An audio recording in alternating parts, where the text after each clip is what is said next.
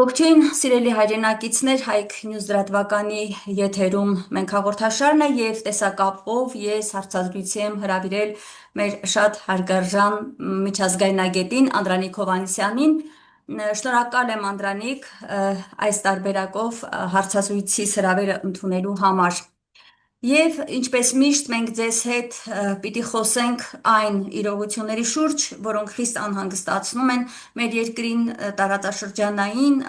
իրողություններ, լարվածություն եւ նոր վերջապես հայտարարություն հնչեց հիմա ինչի շուրջ դրանով էլ կուզեմ կառաջարկեմ, որ սկսենք մեր հարցազրույցը խոսքս Թրամփի ուղի հանուն միջազգային խաղաղության եւ բարգավաճման կամ ինչպես կարճ ասվում է TRIP, հա, այս նախագիծը հայտարարության համատեղ հայտարարությունը հնչեցվեց Արարատ Միրզոյան եւ ԱՄՆ պետքարտուղար Ռուբիոյի կողմից Վաշինգտոնից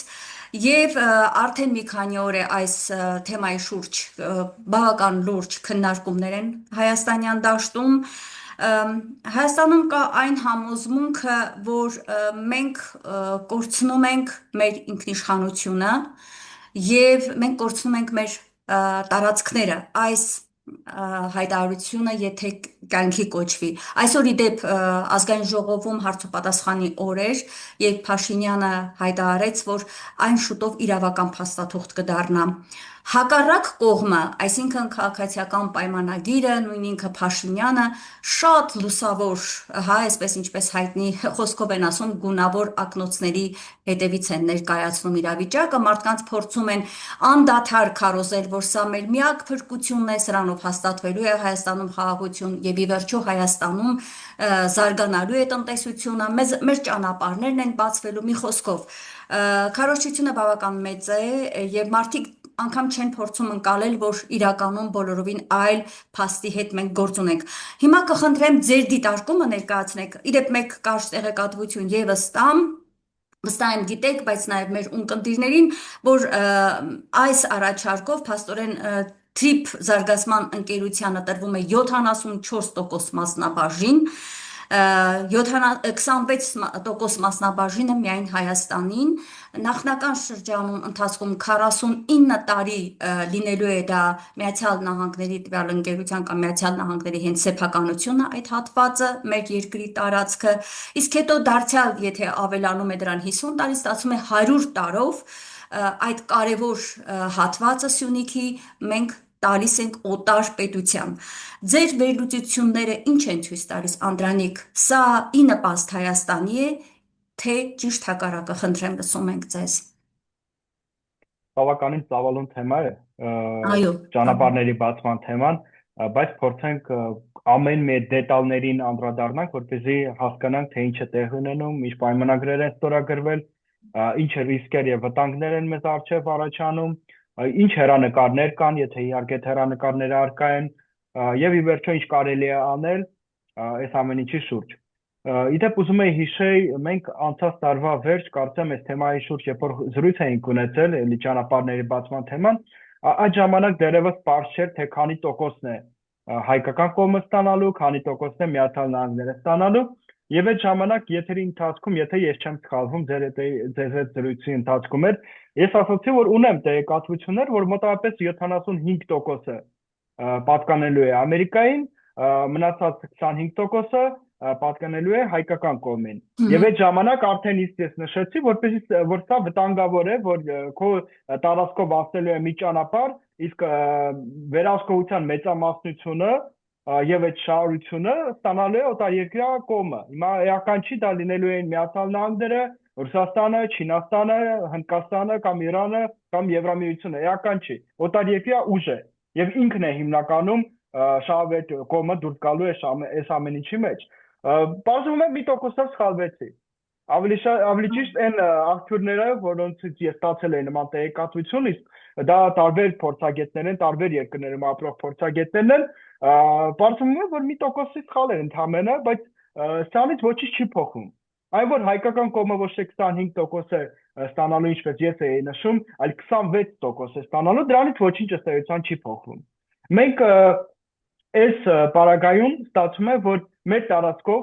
անցնելու է ճանապարհ, որը այդպես են կոչում ճանապարհ, հիմա անունը էական չի, թե ինչպես է դա կոչվելու, դա կարող է լինել թրիփ, կարող է լինել հենց Փաշինյանի ճանապարհ, կարող է լինել Ալիևի ճանապարհ, Սյունյաց ճանապարհ, Սյունյաց դարպասներ, ով ոնց ուզում է անվանի, դա էական չի։ Ավելի կարևորը, թե ինվեշ դա ինչ է ներառում այդ ճանապարհը։ 2020 թվականի պատերազմից հետո Արցախյան ադրբեջանական կողմը միջազգային ասպարեզում ի հայտ բերեց հետևյալ գաղափարը, այդպես կոչված է Զանգեզուրի միջանցքի գաղափարը։ Եվ ադրբեջանական այդ կողմի պարագայում էլ այդքան էական չի, թե ինչպես են իրենք անվանել կամ հիմա ինչպես են անվանում, իրենք կարող են օրինակ ժամանակավորապես դադարեցնել այդ ճանապարհը անվանել Զանգեզուրի միջանցք, որպեսզի այս ընտրությունները անցնեն եւ դրանից հետո նորից սկսեն ինչպես դա իրենց մոտ ընդունված է Զանգեզուրի միջանցք, իսկ նաեւ այլ անուն դա թուրք յոլու է, այսինքն թուրքական ճանապարհ, որը պետքա միավորի բոլոր թուրքալեզու պետությունները։ Հիմա սա այդքան տարածված չի Հայաստանում, բայց սրա մասին թուրքալեզու պետություններում արդեն իսկ խոսում են։ Այսինքն թուրքալեզու պետություններում այն ճանապարհը, որ անցնելու է հայկական տարածքով, կոչվում են ոչ թե Զանգեզուրի միջանցք, ոչ թե թրիփ, ոչ թե ինչ որ Սյունիքի դարպաս կամ Սյունյաց ճանապարհ, կոչվում են հենց այդպես թուրք յոլու, այսինքն թուրքական ճանապարհ, որը պետք է միավորի Թուրքիան, Նախիջևանի ինքնավար հանրապետության հետ, Հայաստանի տարածքով հետագայում Ադրբեջանը մտնում, իսկ Ադրբեջանից հետ Կասպիական ծովից հասնում է միջև կենտրոնական Ասիա, որտեղ հիմնականում այդ խոշորագույն թուրքալեզու պետություններն են գտնվում, որոնք հարուստ են նավթի ռեսուրսներով, գազի ռեսուրսներով, այլ ռեսուրսներով, եւ որոնց ռեսուրսները կարող են օգտագործվել ինչպես Թուրքիայի զարգացման համար, այդպես է տրանզիտի համար դեպի Եվրամիություն կամ մի շարք այլ արևմտյան պետություններ։ Հիմա այս տնտեսական բաղադրիչը մի կողմ դնենք, հասկանանք, թե ինչու է գլխավոր վտանգը այս բaragայում։ Տեսեք, Ադրբեջանի նպատակը, որ Հայաստանի Հանրապետության տարածքով անցնի մի ճանապարհ, որը չի գտնվելու հայկական ուժի վերահսկողության տակ, իսկ դա այդպես է ստացվում, որովհետև այս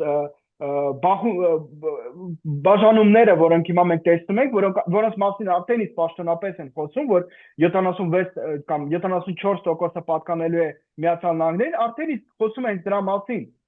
որ մեծ մասամբ սա պատկանելու է օտարերկրյա ուժին։ Այսինքն ադրբեջանական կողմի գլխավոր նպատակներից մեկը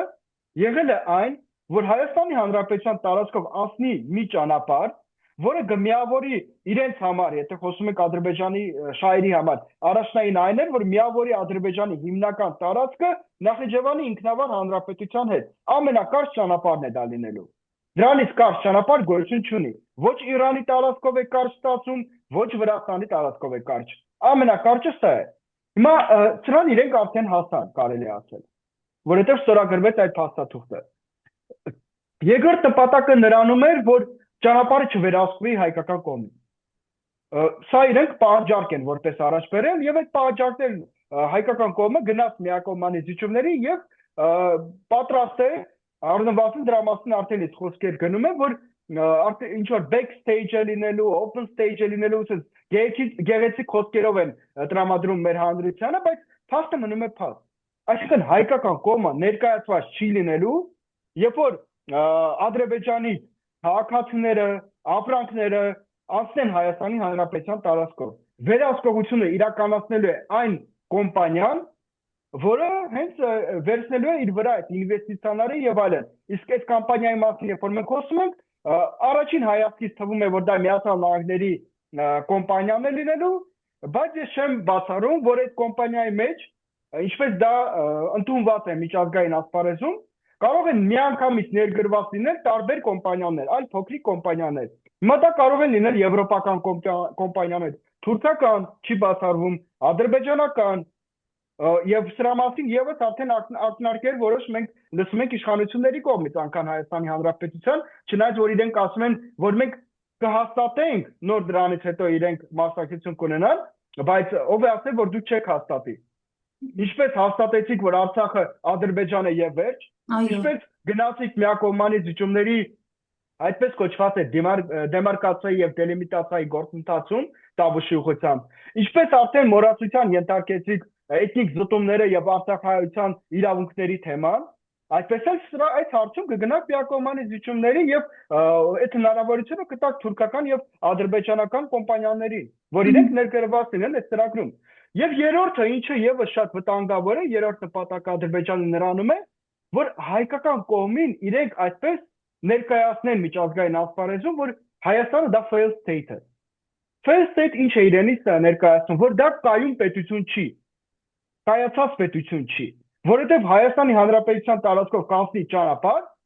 իսկ հայկական կողմը այնքան անկայուն պետություն է, որ անգամ ինքնուրույն չի կարողանում անվտանգություն ապահովել այդ ճանապարհից։ Դա է գլխավոր նպատակները, երեք գլխավոր նպատակներ են, եւ ցավոք սրտի պետք է արձանագրենք, որ այդ երեք գլխավոր նպատակներին ադրբեջանական կողմը արդեն իսկ առնվազն այդ պայմանագրերով արդեն իսկ հասել է։ Հիմա երկրորդ փուլն է դա կիրառումը, ինչպես է այդ ամեն ինչը կիրառվելու։ Իսկ սա ժամանակ է պահանջում, սա ես կարծում եմ Թուրքիան, ինչպես եւ Ադրբեջանը սպասում են գալիք ընտրությունները Հայաստանում, որ պետք է տեղի ունենան։ Այդ ընտրությունները անցնելուց հետո, եթե այսօրվա իշխանությունները վերընտրվեն, կարծում եմ անմիջապես կսկսեն գործողությունները եւ այդ ճանապարհը կյանքի կկոնչեն իրենք։ Անդրանիկ, շատ կարևոր կետեր նշեցիք, մանավանդ վերջի կետը պետություն չէ, դրան մի փոքր առանձին պետք է անդրադառնալ, բայց ինչ վերաբերում է անվանումներին, այդ ճանապարհ, միջանցք եւ այլն, իդեպ ասեմ, որ Ֆիդանը օրեր առաջ հստակ խոսում էր, այսպես էր ձևակերպում Զանգեզուրի միջանցք, իրենք այդպես էլ երբևէ չասեցին ճանապարհ, Թրամփի միջանցք, իրենք ասում են Զանգեզուրի միջանցք, նույնը Ալիևը իր հերթին հայտարարեց, ընդամենը օրեր առաջ, ասելով, որ Զանգեզուրի միջանցքով է անցնում Թրամփի ուղին, տեսեք ինչ է ասում, հա, ավելի այսպես մեծ մասշտաբ է տալիս իրենց ասած այդ Զանգեզուրի միջանցք ասվածին, բայց ես ուզում եմ Ֆիդանի միտքը նաև շարունակել, ասում է դա կիրականացվի այդ Զանգեզուրի միջանցքը այնպես, ինչպես ցանկանում է Ադրբեջանը եւ նաև շեշտում է, որ այս տեսանկյունից երեք կողմերն էլ Հայաստանը, Ադրբեջանը, Թուրքիան դրսևորում են համապատասխան կամք։ Սա ինչ է նշանակում, հա, մենք կարող ենք ասել, որ ամբողջությամբ այս իշխանությունը տվել է իր բոլոր համաձայնությունները Ադրբեջանի միջանցքի հետ կապված, բաց տեքստով ասում է, կլինի այնպես, ինչպես ուզում է Ադրբեջանը։ Կմեկնաբանեք, խնդրեմ, Ֆիդանի հայտարարությունը, թեպետ այնքան պարզ է ասված, ամեն ինչ այնքան հասկանալի է։ Մինչև 2025 թվականի հունիսը հայկական կողմը փորձում էր դիվանագիտությունը կիրառել եւ քաղաքական միջազգային ասպարեզում ստեղծված իրողությունները օգտագործել, որպեսզի դիմադրեն այսպես կոչված Զանգեզուրի միջանցքի կյանքի կոչելու գործընթացին։ Եվ իրենց ինչ-որ չափով դա հաջողում էր։ Բայց 2025 թվականի հունիսին եւ հուլիսին, եթե հիշում եք, ինչ տեղի ունեցավ, հարձակում Իրանի ուղղությամբ, Իսրայելը եւ Միացյալ Նահանգները ռմբակոծեցին Իրանին եւ տպավորություն ստեղծեց, որ Իրանը այլևս այնքան թույլ է եւ մեծ պատերազմի սա կարող է բերել եւ Իրանը ուղղակի ունակ չի լինի անվտանգությունը ապահովել հայկական հանրապետության հարավային այդ ուղղությամբ, որովհետեւ եթե հիշում եք, այս վերջին տարիների ընթացքում Ռուսաստանը քիչ էր անդրադառնում այս թեմային։ Իրենք ուղղակի ասում են, որ հետևում են գործընթացին եւ դրանով բավարարվում են իրենց պատասխանները, որովհետեւ Ռուսաստանը հիմնականում, ինչպես եւ անցյալում, այդպես էլ հիմա այս արկափուլում հիմնականում ներգրավված է ավելի շատ այդ Ուկրաինայում տեղի ունեցող գործընթացների մեջ։ Եվ այն ինչ տեղի ունենում Կովկասում,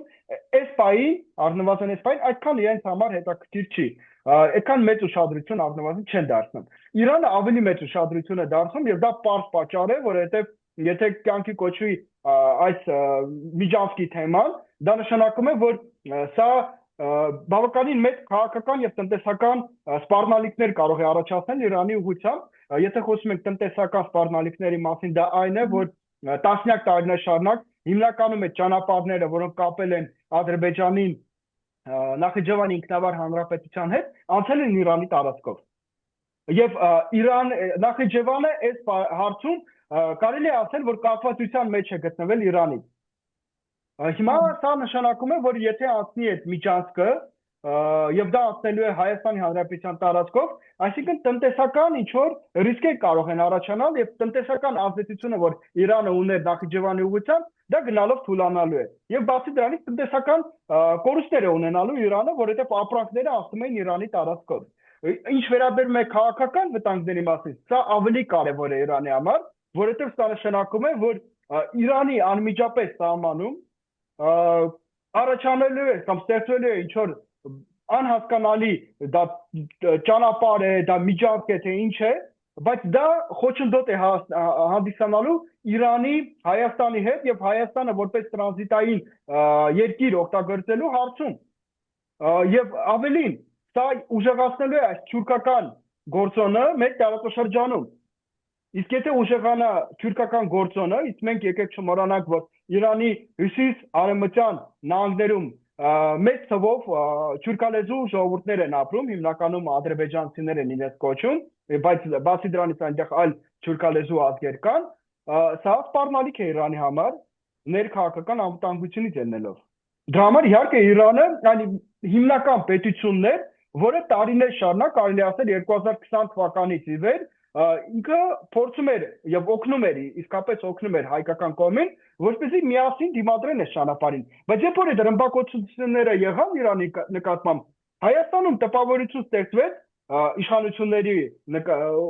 շրջանակներում, որ այլևս վերջ։ Մենք ինքներս մեր ճարը պետքա գտնենք։ Եվ իրենք անմիջապես ընդամենը 1-2 ամիս հետո հասան Միացյալ Նահանգներ, որտեղ ստորագրեցին Թրամփի հետ միասին եւ Ադրբեջանի նախագահի մասնակցությամբ այդ պայմանագիրը, որով տրամադրեցին եւ կարելի ասել սկիզբ դրեցին այդպես այդ կոչված TTIP-ի ստեղծման գործընթացին։ Իդեպ ուղղակի ուզում եմ հիշեցնել ձեզ, որ 2022 թվականին, երբ որ հոկտեմբերին Պրահայում Հայաստանի Հանրապետության իշխանությունները Նիկոլ Փաշինյանի գլխավորությամբ ճանաչեցին Արցախը որպես Ադրբեջանի մաս, դրանց ընդառաջ ինչ գործողություններ էին, գործընթացներ էին տեղի ունենում, դրա ընդառաջ ուկրաինական ուժերը հակահարված էին հասցնում ռուսական զորքերին եւ եւս հայկական իշխանությունների մոտ այդ տրամադրությունները կամ այդ խոսքերը գաղափարները առաջացել են, որ վերջ Ռուսաստանը պարտվում է, Ռուսաստանը շուտով դուրս է գալու Կովկասից եւ մենք մեր ճարը պետքա գտնենք։ Երկու անգամ հայկական իշխանությունները Նիկոլ Փաշինյանի գլխավորությամբ իրենց ճարը փորձեցին ինքնուրույն գտնել եւ իրենց ինքնուրույն այդ գործընթացում մեծագույն վնաս հասցրեցին հայկական պետականությանը։ Առաջին փուլում մենք կորցրեցինք Արցախը, Հայաստանի Հանրապետության անբաժանելի մասը, երկրորդ փուլում մենք կորցնում ենք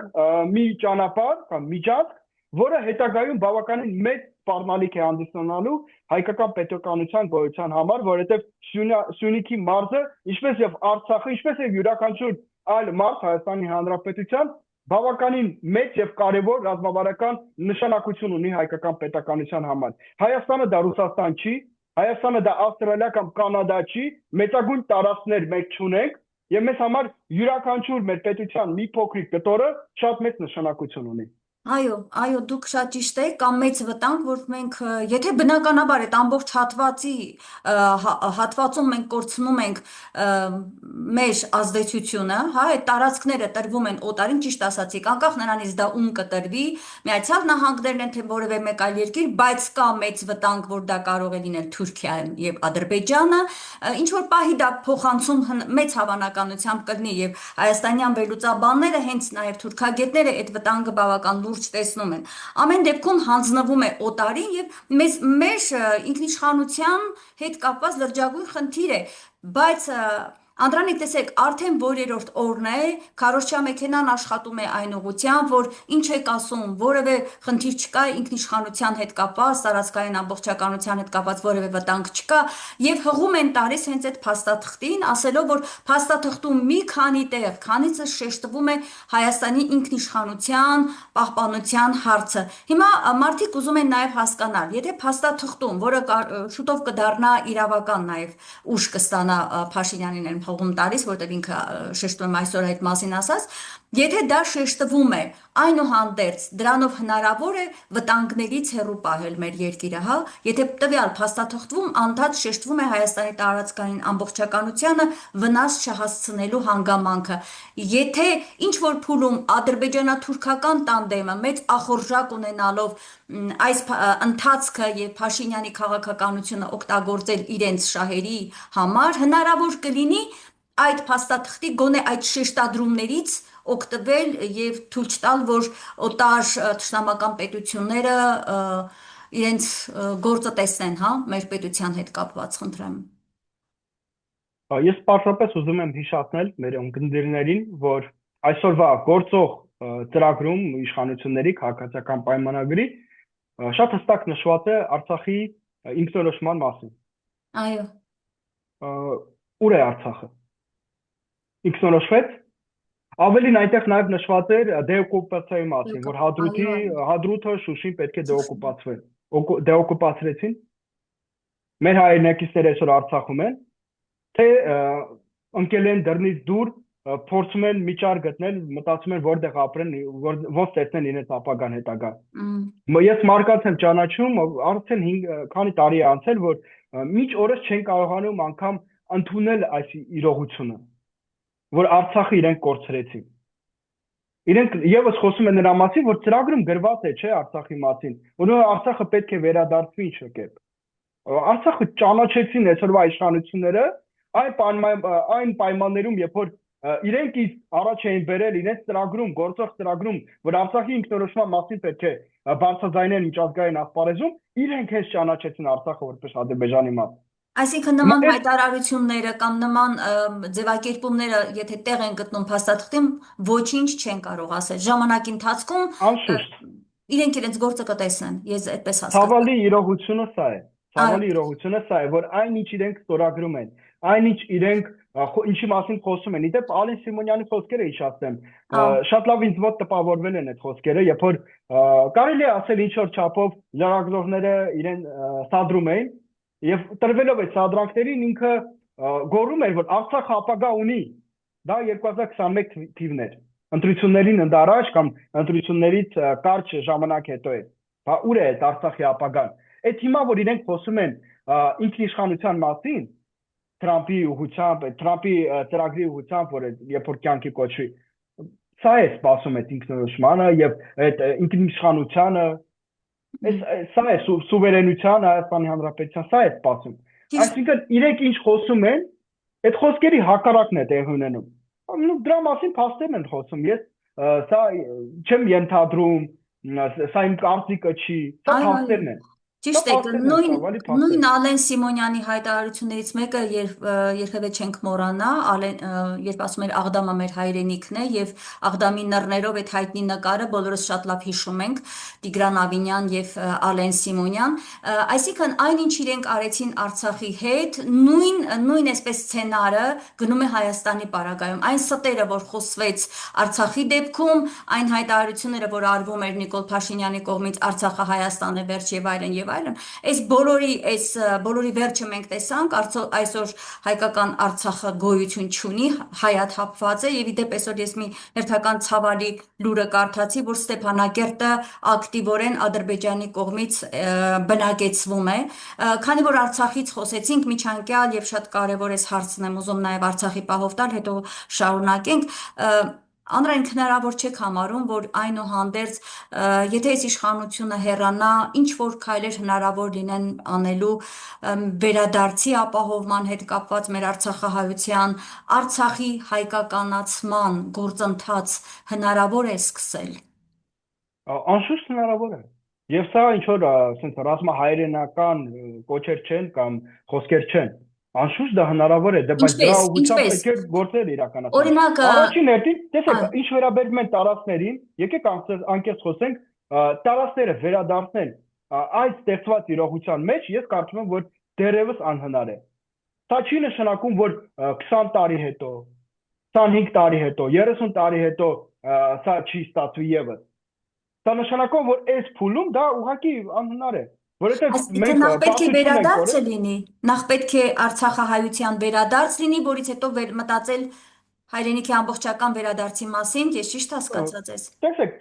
ես ուղղակի ուզում եմ տարածքների թեման, որ այսպես մենք անկեղծ խոսենք մեր հայրենակիցների, տարածքները այս փուլում անհնար է վերադարձնել։ Միակ հնարավոր ճանապարհը դա պատերազմն է։ Մենք պատերազմի պատրաստ չենք։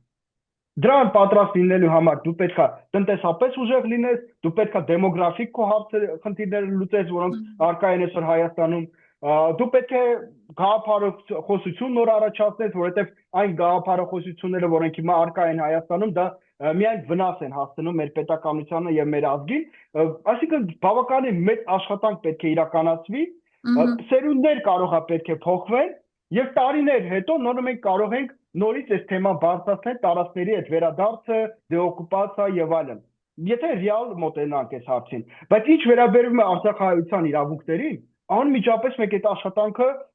ամեն օր պետք է իրականացնենք։ Արցախահայության իրավունքների մասին մենք պարտավոր ենք խոսել։ Տեսեք, այսօր Վրաստանը, չնայած որ բավականին ռեալ էր մոտենում են հարցին, որ պատերազմի մեթոդներով իրենք հնարավոր չեն գտնում վերադարձնել Հարավօսիան եւ Աբխազիան, բայց այնուամենայնիվ իրենք խոսում են փախստականների մասին, փախստականների թեման, անընդհատ ամեն տեղ բարձրացնում են։ Իրենք խոսում են օկուպացված տարածքների մասին։ Հիմա վրացական օրինակը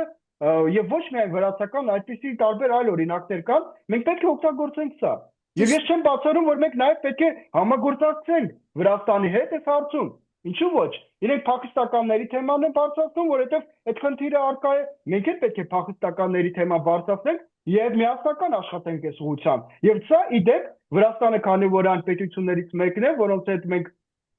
պարտավոր ենք լավ հարաբերություններ ունենալ, որովհետեւ մեր տնտեսության զգալի մասը Վրաստանի տարածքով է անցնում, սա կարող է հավելյալ գործիք լինել մեր հարաբերություններում, որոնք մենք կկիրառենք եւ կօգտագործենք, որպեսզի ամրապնդենք մեր հարաբերությունները։ Տեսեք, նորից եմ ասում, տարածքները մի կողմ դնենք, այս տարածքների հարցը մի կողմ ենք դնում։ Սա ապագան ծերունդները պետք է հարցով զբաղվեն, բայց սա չի նշանակում, որ պետք է մոռացության մենք ենթարկենք։ Անպայման մենք պետք է խոսենք այս թեմայի մասին։ Բայց այն, որ մենք պատրաստ ենք, թե ոչ պատերազմի, ակնհայտ է, որ այս բարեկամներով դեռևս պատրաստ չենք։ Բայց ինչ վերաբերում է արցախահայության իրավունքների մասին, պարտավոր ենք եւ պետք է խոսենք ամենուր։ Բայց դա նորից արձանագրենք, որ չի կարող լինել երբեք Փաշինյանի իշխանության կառավարության օրոք։ Այսօր ես լսում էի ինչպես էր Փաշինյանի նախագահը, այդպես ասեմ, շատերը այդպես հումորով են ասում, որովհետև երկրի նախագահը Խաչատուրյանը չի ընկալվում, անկեղծ ասած, որ Հայաստանի նախագահը շատ ՔՊ-ի նախագահ է այդպես ընկալվում եւ խոսում էր Ալիևի հետ, նա խոսում էր, որ թշնամությունը այդպես երկարատև չի կարող լինել, որ մենք բարեկամներ ենք, արդեն պետք է բարեկամություն, հարաբերությունների կարգավորում, խաղաղություն, ի վերջո հաստատված, իդեպ միանշանակ իրենք խոսում են, որ այլևս հաստատված է այդ խաղաղությունը եւ այսինքն մնում էր Ալիևին ընդամենը գլխով հավանություն տալ այն ամենին, ինչ հայտարարում էր Խաչատուրյանը եւ բացարձակապես Անդրանիկ այս իշխանությունը բացարձակապես չի խոսում Արցախի մասին, Արցախը անունն անգամ լսել չի ցանկանում այդ նույն Ալեն Սիմոնյանը, դառնությամբ չէ, հենց հանկարծ եթե դուք նկատել եք արցախցի մենք լրագրողներ ունենք, որոնք երբեմն խնդիրը բարձրացնում են, նա ամիջապես Ղարաբաղ տերմինն է արագ շրջանառում, իդեպ այստեղ էլ հերթական տգիտության հետ գործ ունենք, Ղարաբաղն էլ է հայերեն անուն, այնպես որ դա թուրքական չի, էլի, ի վերջո պետք է հասկանան նաև այս ԿՊ-ական վերնախավը։ Լավ, անցնենք առաջ, Անդրանիկ, ես ուզում եմ Իդեպ այդտեղ մի փոքր ես ուղղակի իհարկե անպայման, խնդրեմ։ Ինչու՞մ է, տեսեք, խնդիրը, որ դուք շատ ճիշտ եք արձանագրում, որ Հայաստանի այսօրվա իշխանությունները այս թեմաների մասին ոչ միայն չեն խոսում, այլ նաև չեն ցանկանում խոսել։ Այո, վախեցած են։ Ասում են պատերազմ կբերի, եթե խոսենք։ Պատկերացնում եք։ Տեսեք, բայց իրենք անկեղծորեն են դրա մասին խոստովանում, որ այս թեմաները իրաց համար փակված են, որ իրենք այլևս այս թեման չեն բարձրացնելու։ Դրա համար մեր ժողովուրդը, մեր քաղաքացիները, հատկապես մեր հայրենակիցները, ովքեր ապրում են այսօր Հայաստանում եւ քանի որ Սփյուռքում ապրող մեր հայրենակիցները իրավունք չունեն քվեարկության մասնակցելու, հիմնական դերը ստանձնելու են Հայաստանում ապրող մեր հայրենակիցները, իրենց վրա է այդ պարտականությունը, իրենց վրա է այդ մեր երկրի ապագան, այդ ամենակարևոր որոշումը։ Հիմա իրենք պետք է սա անցալեն ուղղակի եւ տեսնեն։ Հիմա այսօրվա իշխանությունները այս թեման փակել են։ Եթե իրենք ուզում են այս թեմայի մասին խոսել, որովհետեւ Հայաստանում երբ որ անգամ մենք խոսում ենք, տեսեք, մեր ազգային շահերի մասին, մեր տարածքների մասին, մենք պետք է ուղղակի հասկանանք, մենք արդյոք ուզում ենք պետություն ունենալ, թե ոչ։ Մենք արդյոք ուզում ենք ազգային շահերի մասին խոսել, թե ոչ։ Թե մենք ուղղակի ուզում ենք ապրենք, սնվենք, չգիտեմ, բազմանանք, անգամ չենք էլ բազմանում ցավոք սրտի, 1-2 երեխա այդ լավագույն դեպքում են ունենում հայկական ընտանիքները, սա է մեր ապագան, այսինքն այդ հիմնականում սնունդի մասին մտածել, շորերի մասին, տեխնիկայի մասին ինչ-որ մտածել, սա ենք մենք թե մենք իսկապես ուզում ենք ալ պետություն այդ հասկացությունները օգտագործենք։ Եթե ուզում ենք, ուրեմն այս իշխանությունների հետ այդ ապագան մենք չենք կարող ունենալ։ Մենք ուրեմն պետք է անդիմության շարքերում կամ նոր քաղաքական ուժերի շարքերում փտրենք այդպիսի ուժեր կամ ուժ, որը պատրաստ է բավարարել մեր այս պահանջարկները ազգային շահերի մասին վերաբերող, պետության ամրապնդա անվտանգության մասին վերաբերող, ի վերջո մեր գալիք սերունդների ապագայի մասին այս հարցերը։ Եթե սա ենք մենք ուզում, այսինքն այդ կարևոր որոշումը մենք պետք է կայացնենք։ Ինչի վերաբերվում է Ալիևին, եթե խնդիրը նրանում է, որ տեսեք, մենք ապրում ենք հետևյալ իրողության մեջ։ Հայաստանում հետապնդում են այն մարդկանց, ովքեր խոսում են արցախայության մասին եւ Արցախի մասին, Ադրբեջանում գովում են այն մարդկանց, ովքեր խոսում են այդպես կոչված արևմտյան Ադրբեջանի մասին։ Իսկ արևմտյան Ադրբեջանը ուղղակի հիշացնեմ, որ դա քարոզչական ծրագիր է, որը Ադրբեջանը փորձում է կիրառել, օգտագործել իդեմ Հայաստանի Հանրապետության։ Արևմտյան Ադրբեջան գաղափարի ներառում է իր մեջ Հայաստանի այսօր ամբողջությամբ այդ տարածքը Հայաստանի Հանրապետության, այսինքն իրենք չեն ճանաչում Հայաստանը որպես անկախ պետություն։ Եվ ավելին անդադար, կարծեմ նաև այս Դավոսում այդ զրույցների ընթացքում Ալիևը բարձրաձայնել է այդպես կոչված արևմտյան Ադրբեջանի վերադարձի թեման։ 300,000-ից մինչև 500,000 ադրբեջանցիներ իբրև պետք է ստանալ իրավունք վերադառնալ իրենց ճակերտների մեջ պատմական հայրենիք։ Մինչդեռ Հայաստանի իշխանությունները ասում են, որ պետք չի խոսել ոչ արցախայցար վերադարձի մասին, ոչ էլ անգամ ռազմագերիների վերադարձի մասին։ Դա այդ իրողությունն է։ Այո, փաստորեն կարող ենք ասել, որ դուք նկատեցիք ձեր խոսքում եւս, որ պատերազմ հնարավոր չէ, որտեղ Արցախը հետ բերել հնարավոր չէ, բնականաբար պատերազմով, եւ աշխարհն էլ էս պահին դա հնարավոր չէ ամեն դեպքում, հա։ Անհնար է, գիտեք, եւ թող չվախեցնել մեր ժողովրդին, որ եթե իշխանապողություն լինի, ուրեմն պատերազմ է։ Ես դա Ոչ մեկ պատերազմի չի տանում, ոչ մեկ չի ուզում։ Այո, նաեւ նույն ընդդիմությունն էլ պետք է ինքն էլ բացատրի, որ երբ որ ասում ենք Փաշինյանը պետք է հեռանա, դա չի նշանակում, որ Փաշինյանը խաղաղարար է, որ իրենք գան, իրենք էլ պատերազմաբեր են։ Այս ընկալումը պետք է, այս ընկալման վրա շատ լուրջ պետք է աշխատի ընդդիմությունը, մանավանդ մոտենում ենք նախընտրական շրջան է արդեն, որտեղ ժողովրդի մոտ այդ ընկալումը կա, բայ հանկարծ Փաշինյանը գնաց, կարող է պատերազմնել։ Ոչ, պատերազմ չի լինելու, որտեղ աշխարհն էլ չի ուզում, նույն Ադրբեջանն էլ չի ուզում, նույն Թուրքիան էլ չի ուզում, այսինքն այս հատվածում պատերազմ ոչ մեկին պետք չէ։ Բայց մենք մեր օրակարգը պետք է տանենք, սա է ամենակարևորը։ Հիմա տեսեք, դուք ձեր մտքը մի կարևոր ուզում նաև հետևյալն ասեմ, որ փաստորեն պատերազմ չուզենալով, պատերազմ պետք չի ոչ մեկին, բայց փափուկ ուժով շատ հանգիստ ադրբեջանա-թուրքական տանդեմը կարող է գրավել եւ հենց այդ ծրագիրներ իրականացվում է Հայաստանը գրավել փափուկ ուժով եւ ինչքան երկար մնա Նիկոլ Փաշինյանը Անդրանիկ իշխանության ղեկին, որի իդեպ հայտարարում են իրենք, որ իրենք պատրաստ են պաշտպանել, Թուրքիան հայտարարեց, չէ, այսինքն Ֆիդանի շուրթերով, որ իրենք ամեն ինչ կանեն, որ Փաշինյանը մնա իշխանության ղեկին։ Հիմա փափուկ ուժով Հայաստանը գրավելու այդ ընթացքն է եւ ես ուզում եմ սա միացնել նաեւ ձեր այն մտքին շատ կարեւոր ասացիք երրորդ կետը, որ խոսում եք թրիփի մասին, պետություն չէ Հայաստանը, ապացուցել, որ Հայաստանը պետություն չէ, Ալիևը կարծես թե այս ծրագիրը արդեն սկսել է վաղուց, որովհետև մենք նկատում ենք, որ այսպիսի ընթացք կար արդեն, հա, իրենց վերլուծաբանների խոսքում, նույն նաև Ալիևն է, եթե ես չեմ սխալվում, այդպիսի միտք ասել, բանակ չունենալու հանգամանքը մեջտեղ բերելով, այսինքն թույլ երկիր է, ինչ իրավունք ունի, ասենք հզոր բանակ ունենալու, այդպիսի ես եթե չեմ սխալվում, Ալիևը նման միտք է Անդրանիկ հնչեցրել, այսինքն ինչ է կարծում, փաստորեն իրենք դանդաղ քայլերով այդ փափուկ ուժի ազդեցությամբ կհանգես եւ աշխարհին կապացուցեն, փորձ կանեն ապացուցել, որ Այստեղ պետություն չկա, Հայաստանը պետություն չէ, բանակ չպիտի ունենա, ինքնիշխանության տարածքային այդ հարցերը չպիտի լուծվեն, ասվեց, չէ, Ալիևի կողմից, որ քարտեզը Հայաստանի կլինի այնպիսին, ինչպիսին մենք ենք ուզում։ Այս բոլորը հենց չի նշանակում, որ սրանք իրապես գնում են Հայաստանի պետականության ոչնչացմանը, ոչ թե տանկերով, այլ ինչպես ինքն էր ասում, մեքենաներով հանգիստ կհասնենք Երևան։ Մենք հիմա այս ինֆորմացիան պետք է տարածենք մեր ժողովրդի շրջանակում, բացատրենք ինչի հետ մենք իրականում գործ ունենք, հա։ Անդրանիկ, կուզեմ այս մասին շատ ավելի մի փոքր բացեք ձեր խոսքը, որ ասեցիք երրորդ կետի հետ կապված, մի փոքր ավելի խորքային այդ վտանգը ներկայացնեք, խնդրեմ։ Տեսեք, ես ոչ Սթենֆորդ եմ ավարտել, ոչ Հարվարդ եմ ավարտել, եւ վստահ եմ, որ մեր հայրենակիցներից զգալի մասը եւս հասարակ համալսարաններ են ավարտել կամ դպրոց եւ այլն, բայց ավելի քան վստահ եմ, որ մեզանից յուրաքանչյուրը ունենք տրամադրություն, կարող ենք տրամադրել եւ այդ կապերը միմյանց հետ միացնել եւ հասկանալ ինչ գործընթաց է տեղի ունենում եւ ուր է այս ամեն ինչը տանում։ Տեսեք, որևէ մեկը կարող էր պատկերացնել, որ Խորհրդային Միության գոյության ժամանակ դեռևս 1930-ականներին, երբ որ Թուրքիայի իշխանությունները տարածքների փոխանակում իրականացրեցին Պարսկաստանի հետ Նախիջևանի ուղղությամբ, որպեսզի ունենալ սահման Նախիջևանի հետ, որովհետև մինչև 1931-2 թվականները այդ սահմանը չկար։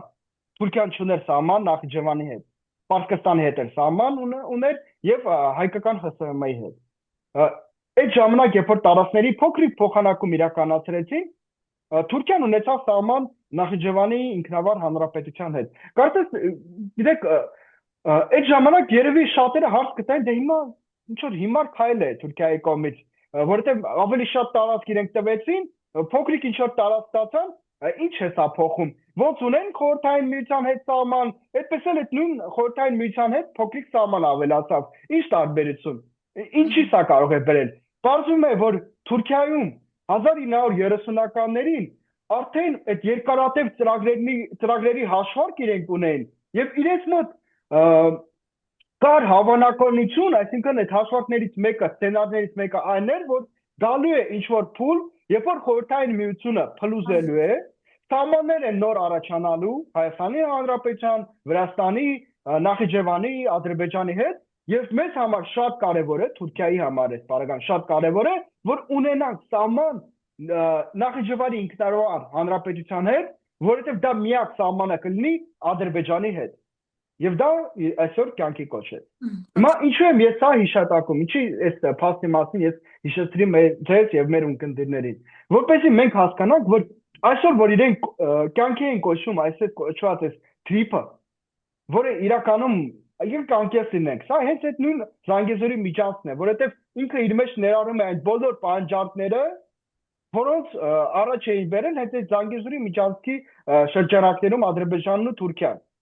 Հիմա եթե հայկական կողմը բավարարում է այս բոլոր պահանջարկները, այս միջանցքին վերաբերող, հիմա իրենք կարող են խոսել ինքնիշխանության ամրապնդման մասին, ճանապարհը մենք ենք վերահսկելու եւ այլն եւ այլն, բայց 100 տարով, սկզբից 49, հետագայում 99 կամ 100 տարով դու դա տալիս ես օտար երկրյա ուժին, ոչ թե պետությանը, այլ ինչ որ կամպանիային օտար երկրյա, դու որքանով ես վստահ, որ ինչ որ ժամանակ հետո այդ կոմպանիայի ղեկավարությունը չի փոխվի եւ այնտեղ օրինակ թուրք եւ ադրբեջանցի ղեկավարներ չեն լինի,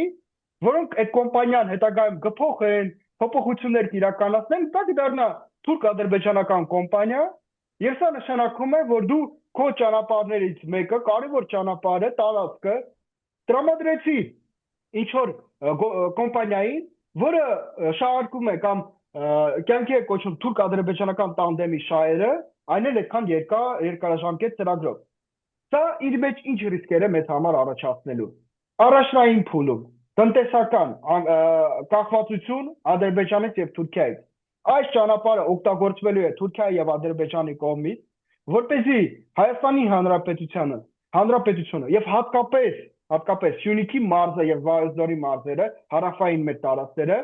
կախվածության մեջ հայտնվեն Թուրքիայից եւ Ադրբեջանից։ Կախվածություն ասելով ես նկատի ունեմ ոչ միայն այն փաստը, որ տրանզիտային հասենց օգտագործվելու է, ինչ որ գումարներ ենք մենք ստանալու եւ այլն, այլ նաեւ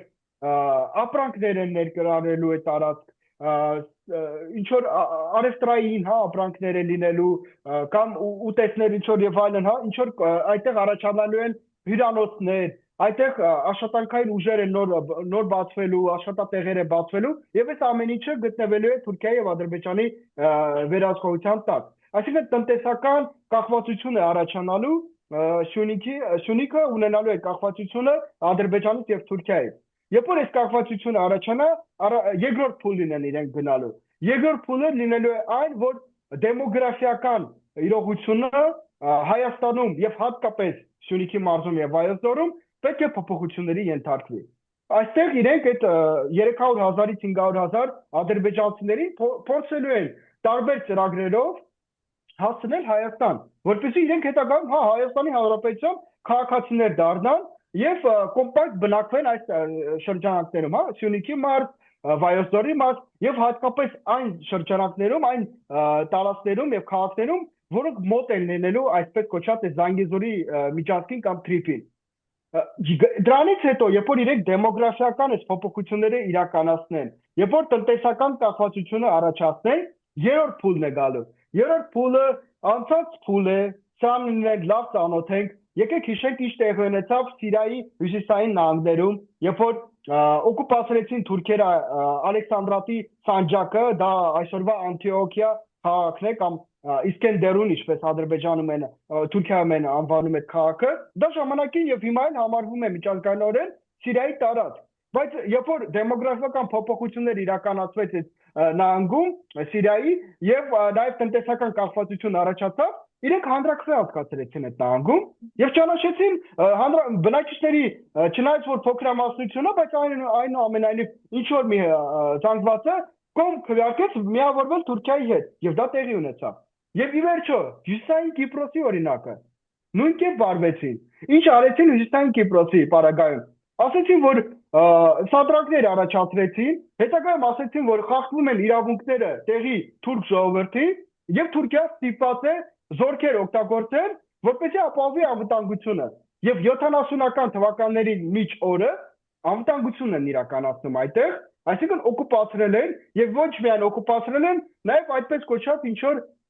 Հյուսիսային Կիպրոսի թուրքական հանրապետություն են ստեղծել եւ ճանաչել են անկախությունը։ Այս նույն գործընթացը սպասում է մեզ։ Այս նույն этаպներով, տեսեք, ես ասում եմ նորից, ոչ Ստենֆորդ եմ ավարտել, ոչ Հարվարդ, բայց ուղղակի այդ պարզ վերլուծությունները կարող եմ անել, ինչպես եւ յուրաքանչյուր մեր քաղաքացին։ Եվ այս պարզ վերլուծությունները հանգեցնում են նրան, որ այս этаպներով անցնելու են Թուրքիան եւ Ադրբեջանը, սա երկարատև ծրագիր է, ժամկետով ծրագիր է, եւ իրենք փորձել են սա կյանքի կոչել, փոկել Հայաստանի առնվազն այդ հարավային նահանգները, Վայոց-Ձորն ու Սյունիքը, այս ծրագրի շրջանակներում։ Եվ դրանով այո Հայաստանը կհայտարարվի արդեն ոչ պետություն։ Այսինքն դրանից հետո Հայաստան այլևս կարող է գոյություն ունենալ թե ոչ, այլևս Հայաստանը դաժան այսպես կանխատեսումներ են արվում, բայց դա միայն ճիշտ եք ասում, չգիտեմ ինչ համալսարաններ չպետք է ավարտած լինել, պարզ մարդը ուղղակի նույն ինքը սյունեցին, գիտեք Անդրանիկ, սյունեցիներին որ հարցնեք, իրենք շատ լավ զգում են այդ վտանգը, հասկանում են թե ինչի առաջ են կանգնած, բայց դե պետք է իշխանությունը հեռանա, որպեսզի այդ վտանգները հնարավոր լինի հեռացնել Հայաստանից, բայց ես անկեղծ ասած շատ մեծ անհանգստություն ունեմ, որովհետև սրանք շատ են գնացել արդեն, փաստաթղթեր են ստորագրել, շատ են խրվել, այսպես ասեմ, այդ գործարքների մեջ, թուրք-ադրբեջանական, ամերիկյան, արևմուտքի, եվրոպական եւ այլն, ու չգիտեմ թե ինչպես կարելի է զարուրելի կծիկը, որ արդեն փաթաթվել է մեր երկրի վզին, ինչպես մենք պիտի դրանից ազատվենք։ Հիմա տեսեք, քանի որ դուք հիշեցրեցիք 1930-ական թվականները, ես այդտեղից մեկ փոքր դրվագ, երբեմն հաճախ ես ինքս նաև պատմությունից այդ դրվագը ասում եմ, Աթաթուրքը ոնց է 1930 թվականին, հենց երբ որ արդեն ծանր լավ չէր զգում իրեն, այսպես հիվանդ մահճում գտնված ժամանակ հրավիրել է նախարարներին, ղեկավարներին Թուրքիայի Հանրապետության եւ պատգամել է, այդ համարում են կտակը Աթաթուրքի, որ երբ որ Խորհրդային Միությունը կքանդվի, իսկ Խորհրդային Միությունը կայսրությունը երկար բնականաբար կայսրություններ ինչ որ ժամանակ քանդվում են, դուք կվերացնեք Հայաստանը, Թուրքիան կմիանա Ադրբեջանին եւ մեր պանթուրանական ծրագիրը, թուրանական ծրագիրը իրականություն կդառնա։ Այս տեսանկյունից փաստորեն կարող ենք ասել թրիփ կոչվածը այլ բան չէ, քան Թուրանի նախագիծ, որ իրականացում է եւ հասցնելու է, հանգեցնելու է Հայաստանի ոչնչացմանը։ Ամեն գնով պետք է սա կասեցնի հայ ժողովուրդը, ազգային ուժերը, սա հրաշալի գիտակցում են, իսկ կասեցումը գուցե միայն ընտրություններով է լինելու։ Անդրանիկ, ես կուզեմ այստեղ մեր հարցազրույցը նաև եզրափակենք, մեկ-երկու հարցեր եւս կան, տեսեք, այս ընթացքում դուք խոսեցիք Իրանի հետ կապված, Այլևս հստակ կա կարծիք, որ Հայաստանը այս քայլով հակաիրանական կոալիցիայի մաս է կարծես կազմում, եւ Հայաստանում Իրանի դեսպանը տեսեք ինչ հայտարարեց, որ Հայաստանը դառնում է հակաիրանական ուժերի ձևավորման կենտրոն։ Սա ինչ վտանգներով կարող է հղի լինել, հայ ինչ վտանգներ կարող են, ինչ ռիսկեր եք դուք այստեղ տեսնում։ Իրանը որոշակի ինքնիշխանության, տարածքային ամբողջականության, հետ կապված հարցերը լուծելու համար հնարավոր է ավելի կոշտ քաղաքականություն սկսի իրականացնել Հայաստանի հարցում, որովհետև Հայաստանն այսօր ունի մի իշխանություն, որը փաստորեն ըստ դեսպանի հակաիրանական անգամ կոալիցիայի մաս է կազմում։ Սա պետք է խորությամբ էլի հասկանանք, սա ուր կարող է տանել։ Խնդրեմ։ Սա բավականին վտանգավոր Այո, հայտարարություն էր, որովհետև Իրանը այն պետություններից է, ինչպես օրինակ նաև Չինաստանն է, կամ որոշ այլ արևելյան պետություններ, ովքեր շատ զուսպ են իրենց հայտարարություններում, ովքեր բավականին երկար են այս ամեն ինչը վերլուծում, որպեսզի խորապես հասկանան այդ խորությունը այս բոլոր թեմաների, նոր հետագայում արդեն իրենց հայտարարությունները անեն, իսկ երբ որ Իրանի կողմից նման հայտարարություն են հրապարակավ այն են, չէ՞ որ իրենք կարող էին սա հանդիպման ընթացքում փակ դռների շրջանակներում իրականացնեին, ասեին, բայց իրենք գտան, որ ճիշտը սա է, հրապարակավ սրա մասին խոսել, այսինքն այն բոլոր փակ հանդիպման խոսակցությունները, որոնք վստահ եմ, որ եղել են Իրանի եւ Հայաստանի իշխանությունների միջև, հայկական կողմը խախտել է իրենց խոսքերը, ուրեմն խոստումները, որոնք տրվել են, չեն իրականացվել։ Եվ քանի որ այլևս չեն վստահում այս իշխանություններին, նախընտրում են հրապարակավ արձանագրել այս բոլոր վտանգների մասին։ Սա ռիսկային է Հայաստանի համար, ինչու է ռիսկային։ Տեսեք, մենք մեր ազգային պատմությունի դասեր չենք քաղում։ Սրա մասին բազմիցս եմ ասել եւ եւս մեկ անգամ հիմա կարող եմ վստահորեն դա ասել։ Մեր տարածաշրջանում այսօր կամ վերջին հարյուրավոր տարիների ընթացքում, մի քանի 100 տարիների ընթացքում հիմնական խոշորագույն տարածաշրջանային պետություններն են, ովքեր ունեն իրենց ազդեցությունը, այս տարածաշրջանում դա Ռուսաստանն է, դա Պարսկաստանն է կամ Իրանը, եւ դա ժամանակին Օսմանյան կայսրությունն էր, հիմա Թուրքիան է։ Այս երեք պետություններն են, ովքեր հիմնական դեր խաղացողներ են, գործոններն են մեր տարածաշրջանում։ Մենք երբ որ մեր քաղաքականությունը իրականացնում ենք արտաքին, պետք է հիմնվենք իհարկե առաջին հերթին մեր շահերի վրա։ Հետագայում մենք պետք է փորձենք հասկանալ, թե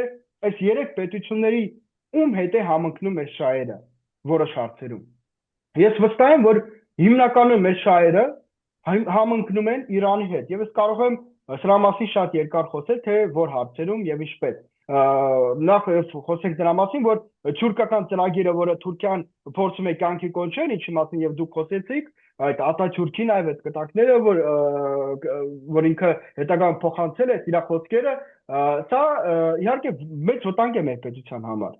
Որովհետեւ Հայաստանը որպես թուրքական պետություն հանդես չի կարող գալ, չի կարող մաս լինել այս թուրքական ծրագրի իրականացման գործընթացում։ Նշանակում է, որ սա եւս վտանգ է Իրանի համար, չէ՞։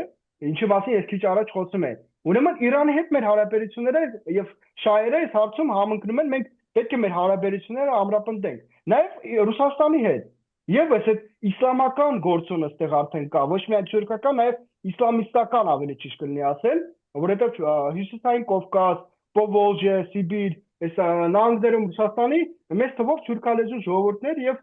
իսլամական հայ ժողովուրդներն են ապրում, եւ սա վտանգավոր է Ռուսաստանի Դաշնության համար, որովհետեւ եթե Թուրքիան ամրապնդի իր դիրքերը Կովկասում, իսկ հետագայում Կենտրոնական Ասիայում, նշանակում է, որ ինչ որ этаպի կարող է նաեւ այս թուրքական կամ իսլամական գործոնը օգտագործվել նաեւ Ռուսաստանի դեմ։ Հիմա ստացվում է, որ այս երկու, քանի որ երեք պետություններ ես նշեցի, այս երեքից երկուսի հետ մեր շահերը համընկնում են։ Հիմա փոխարենը մենք այս երկու պետությունների հետ փորձենք գտնել ճանապարհները, թե ինչպես կարող ենք խորացնել մեր հարաբերությունները եւ միասնական գործենք այս վտանգների դեմ, մենք, չգիտես ինչու, նախընտրում ենք Թուրքիայի հետ խորացնել մեր հարաբերությունները, Ադրբեջանի հետ կարգավորել հարաբերությունները եւ հետագայում նաեւ խորացնել, որովհետեւ այսօր խոսում էին նրա մասին, որ տնտեսական եւ էներգետիկ միասնություն պետք է լինի Թուրքիայի եւ Ադրբեջանի միջեւ։ Չեմ գտնում, թե ինչպես եւ ոնց պետք է դա իրականացնի, բայց օքեյ, դա այսօրվա իշխանությունների ծրագրերից մեկն է։ Եվ հետագայում նաեւ արևմուտք է ամեն ինչը տանում, որովհետեւ իշխանությունների այսօրվա նպատակը այն է, որ Հայաստանը ինչ որ этаպի պետք է դառնա Եվրամիության անդամ։ Դա բոլորս էլ հասկանում ենք, թե ինչն է հավանական ավելի շատ, որ Արարատը նորից հրաբուխ դառնա, թե Հայաստանը անդամ պետություն կդառնա Եվրամիության, ավելի շատ հավանական է առաջի սցենարը, քան որ Հայաստանը Եվրամիության անդամ կդառնա։ Քեզ վրացիները տասնյակ տարիներ շարունակ սպասում էին, որ Եվրամիության անդամ պետք է դառնան, այն էլ հասան այն этаպի, որ այսօր իրենց անգամ փորձում են այդ կարգավիճակից զրկել, որ իրենք կարող են դառնալ, թե ոչ, անգամ այդ կարգավիճակից են զրկում։ Հիմա այս օրինակն էլ ունենալով մենք նորից սխալներ ենք գործում։ Ինչու ես ասացի, որ մենք պատմությունից դասեր չենք քաղում։ Տեսեք, որովհետև երբ որ քո տարածաշրջանում կան այս խոշորագույն պետությունները, ում հետ համընկնում են քո շահերը, եւ դու փոխարենը իրենց հետ խորացնես հարաբերությունները, փորձում ես աշխատել այն պետությունների հետ, ովքեր ժամանակավորապես հետաքրքրություն ունեն քո տարածաշրջանից, դու ինքդ քեզ վտանգում ես։ Պատմության ընթացքում, տեսեք, ժամանակին Հռոմը, որը գտնվում է Եվրոպա, իր հիմնական շահերը Եվրոպայում են, բայց հռոմեական կայսրությունը ինչ որ этаպին հասել է նաև մեր տարածաշրջան։ Եվ Հայաստանի իշխանությունները փոխարենը ամրապնդեին իրենց հարաբերությունները Պարսկաստանի հետ կամ այն ժամանակ դա սելևկիդներն են, պարթևներն են, դրա փոխարենը փորձում էին խորացնել հարաբերությունները Հռոմի հետ։ Եվ արդյունքում Հայաստանը տուժում էր այն առումով, որ Հայաստանը բաժանում էին իր միջև Հռոմն ու Պարսկաստանը։ Եվ հետագայում, երբ որ Հռոմը դուրս էր գալի տարածաշրջանից, Պարսկաստանը պատժում էր Հայաստանին։ Նույնը տեղի ունեցավ Կիլիկիայի հետ։ Կիլիկիան փոխարենը ժամանակին մամլուկների հետ, ովքեր այս տարածաշրջանում ազդեցիկ էին, նույն Օսմանյան կայսրության հետ, չնայած որ այդ этаպում դեռևս ձևավորված չէր որպես ընդհանուր կայսրություն, այլ տարբեր փոքրիկ պետություններ էին թուրքալեզու, փոխարենը այս պետությունների հետ խորացնել հարաբերությունները, իրենք փրկությունը գտնում էին, տեսնում էին, որ խաչակիրները պետք է բերեն Կիլիկիային։ Բայց խաչակիրները ժամանակավորապես հետաքրքրություն ունեին տարածաշրջանում։ Հետագայում դուրս եկան։ Իսկ երբ որ խաչակիրները դուրս եկան, ինչպես եւ դուրս եկան այլ արևմտյան ուժերը հետագայում, ասենք 19-րդ, 20-րդ դարերում, Ֆրանսիայի մասին է խոսքը գնում, դուժեցին մենք, վերացրին մեզ։ Կիլիկիայում այսօր այլևս հայ չի ապրում։ Արցախում այսօր այլևս հայ չի ապրում։ Մենք ինչա, մենք ինքնուրույն մեր պետության դասերից, մեր պետության անցյալից դասեր չեն կարողանում քաղել։ Այս սա է նաև վտանգներից մեկը մեզ համար։ Պետք է սովորենք դասեր քաղել։ Այո, շատ ճիշտ եք եւ միանգամից անցում արեցիք այն հարցին, որը ես հիմա ուզում եմ հնչեցնել, խոսքս հենց ռուսական քաղաքականության հետ կապված է Լավրովը։ Բացահայտ արդեն Ռուսաստանի արտգործնախարարը իհարկե բացահայտ վաղուց են արդեն ասում փոխվարչապետի Օվերչուկի մակարդակով քանիցս ասվել է այդ մասին, որ անհամատեղելի է ԵԱՏՄ անդամությունը եւ ԵՄ-ի մասին Հայաստանի այսպես ձգտումները։ Անհամատեղելի է բոլոր առումներով, տնտեսապես, նաեւ քաղաքականապես եւ Լավրովը հստակ այս անգամ եւս հստակ հայտարարեց այդ վերջին ճեպազրույցի ժամանակ անհնար է ընդունել ԵՄ չափանիշները մնալով ԵԱՏՄ-յում։ Հստակ ասվում է եւ ասում է դա նաեւ տեխնիկապես է անհնար, ինչպես նաեւ ասում է, որ Բրյուսելը ցանկանում է ուղղակիորեն վերափոխել, համառորեն վերափոխել Հայաստանի իրավական շրջանակը, այն համապատասխանեցնելով իրենց չափանիշներին, իսկ սա նշանակում է հակառուսականություն։ Այսինքն Հայաստանը այստեղ էլ ռուսական կողմն է հստակ արձանագրում, ինչպես իրանական կողմը, որ մի դեպքում հակա-իրանական դաշտ են տանում Հայաստանին, հիմա էլ Ռուսաստանը արձանագրում է, որ հակա-ռուսական դաշտ են տանում Հայաստանին։ Այսինքն մեզ պոկում են, այո, մեր հարևան բարեկամ Իրանից, մյուս դեպքում տարածաշրջանային հզոր գերտերությունից, Ռուսաստանից եւ տանում են մի դաշտ, որը լի է բազմաթիվ ռիսկերով, ընդհուպ մինչև պետականության կորուստ։ Ինչ կասեք Լավրովի այս հստակ հայտարարության հետ կապված, խնդրեմ։ Սպասելի էր, որ նման հայտարարություն Այո։ պետք է լինի, սա լավ է ուշքան երբեք, կարելի է այսպես անվանել սա, որովհետև շատ ավելի վաղ պետք է այս ամեն ինչի մասին խոսեր ռուսական կողմը, չգիտեմ ինչ որ պաուզա էին վերցել, գուցե դա հիմնականում պատճառը հիմնական նրանում էր, որ զբաղված են այս Ուկրաինայում տեղի ունեցող գործընթացներով, բայց Հայաստանում մոտենում են ընտրություններ, շատ կարևոր ընտրություններ, եւ այդ ընտրությունները ազդեցություն ունեն ունենալու ոչ միայն Հայաստանի Հանրապետության ապագայի վրա, այլ նաեւ ինչու ոչ Իրանի, Ռուսաստանի, մի շարք այլ պետությունների անվտանգության վրա են ազդելու եւ իրենց հետաքրքրությունների եւ շահերի վրա են ազդելու մեր տարածաշրջանում։ Դրա համար ինչպես կողմնորոշվել են օրինակ Թուրքիան եւ Ադրբեջանը, ովքեր չեն էլ թաքցնում, հրապարակավ խոսում են նրա մասին, որ աջակցում են այսօրվա իշխանություններին, ինչպես խոստովանում են Բրյուսելում, Եվրամիությունում շատ հստակ են ասում, որ անգամ գումար են տրամադրում այսօրվա իշխանություններին, որպեսզի իրենք դա օգտագործեն այս դեզինֆորմացիայի կամ ինչպես իրենք են ասում հիբրիդային պատերազմի շրջանակներում, պարզ է ում դեմ են դա օգտագործվելու է հիմնականում ընդդիմության դեմ եւ դա արդեն իսկ տեղի ունենում եւ Միացյալ Նահանգների մասին այդքան հստակ չեմ կարող ասել, բայց երևի իրենք էլ շահագրգռված կլինեն, որ այսօրվա իշխանությունները վերընտրվեն եւ կյանքի կոչեն այն բոլոր խոստումները, որոնք տրվել են իրենց կողմից։ Այսինքն տեսեք, մենք ունենք հետեւյալ իրողությունը, որ Միացյալ Նահանգները, Եվրամիությունը, Թուրքիան եւ Ադրբեջանը պաշտպանում են այսօրվա իշխանություններին Հայաստանի Հանրապետության տարբեր մեթոդներ օգտագործելով ընդհանուր միջև գումար տրամադրելու հարցում։ Հիմա ես իհարկե կտրուկորեն դեմ եմ, երբ որ օտարերկրյա ուժերը ներգրավում են ներքաղաքական հարցերում պետության մեր։ Ես կտրուկորեն դրան դեմ եմ։ Բայց քանի որ մենք ունենք դիսբալանս, որովհետև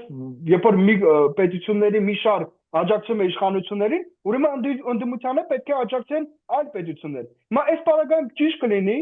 որ Իրանը,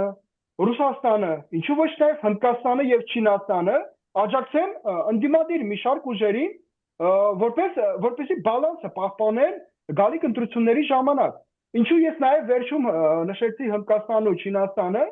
որովհետև ինչքան էլ իշխանությունների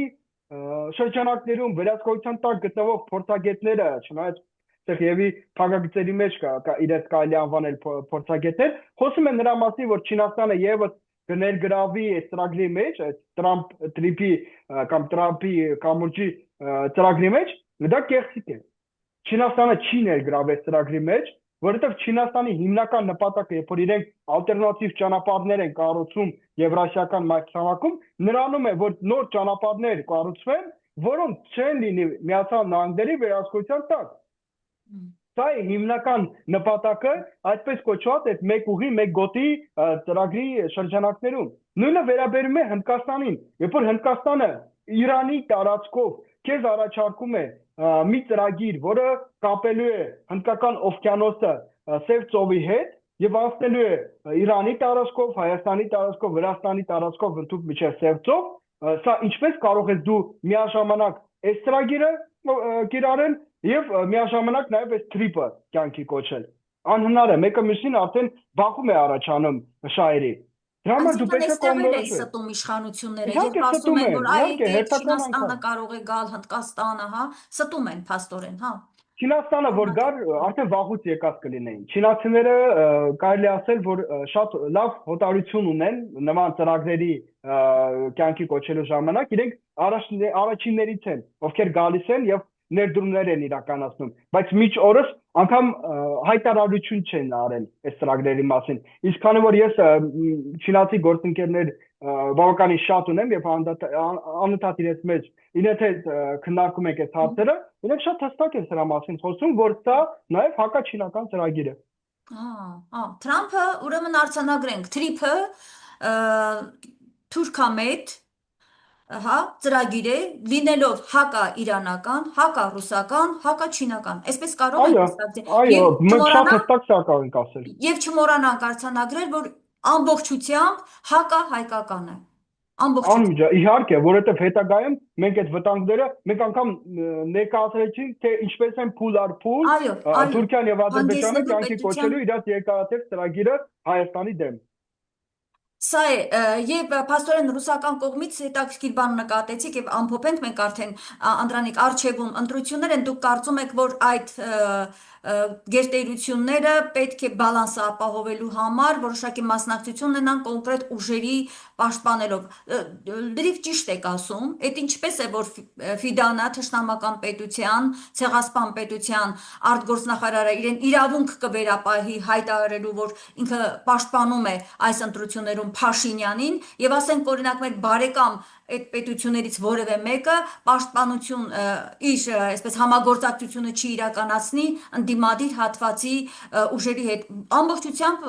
նորմալ երևույթ է դա եւ եթե չլինի պատկերացրեք նույնիսկ կարելի է համարել անհասկանալի հիմա փորձենք հասկանալ թե զարգացումները ինչ ընթացքով կգնան եզրափակիչ խոսք խնդրեմ եւ ավարտենք նաեւ գուցե եթե կուզեք հենց այդ հարցի շուրջ խնդրեմ Եզրափակիչ խոսքը շատ կարճ փորձեմ ասել, չեմ երկար խոսքեր չեմ ուզում ասել։ Վերջնական որոշումը պետք է կայացնի հենց մեր ժողովուրդը։ Հայաստանում ապրող մեր յուրաքանչյուր քաղաքացին։ Շատ կարևոր է, որ ամեն մեկը յուրաքանչյուրը այն քվեն, որ ինքը ստանձնել է, այն պարտականությունը, որ ինքը ստանձնել է, դա իրականացնի։ Պարտականությունը նրանում է, որ ինքը գնա գալիք ընտրություններում մասնակցություն ունենա, գնա իր որոշումը ներկայացնի, իր բողոքի նոտան նաև կարելի է այսպես ներկայացնել, այս իշխանությունների դեմ ներկայացնի եւ քվեարկի այն ուժին, որը թուրքական, պրոթուրքական ծրագրեր Հայաստանի Հանրապետությունում չի իրականացնելու։ Դա հնարավոր է, դա պետք է օգտագործել, դա պետք է իրականացնել, իսկ եթե պահանջարկ նաև հետագայում լինի կեղծիքներ օրինակ լինեն, նաև պետք է պատրաստ լինի յուրաքանչյուր պահ դուրս գա եւ փողոցում նաև ապացուցի որ ինքը դեմ է այսօրվա իշխանություններին։ Այո, այսինքն պետք է հայ ժողովուրդը այս անգամ դուրս գա հետևյալ լոզունգով ոչ թուրքական ուժերին հայաստանյան իշխանության մեջ, ոչ թուրքական ներկայությանը Հայաստանում։ Շնորհակալ եմ Անդրանիկ, ինչպես միշտ բազմաբովանդակ եւ շատ հետաքրքիր ձեր վերլուծության համար։ Ես վերհիշեցնեմ իմ հեռուստադիտողներին, որ հերավար կապով, տեսակապով ես զրուցում եի միջազգայնագետ Անդրանիկ Հովհաննիսյանի հետ։ Լավ եղեք, կհանդիպենք։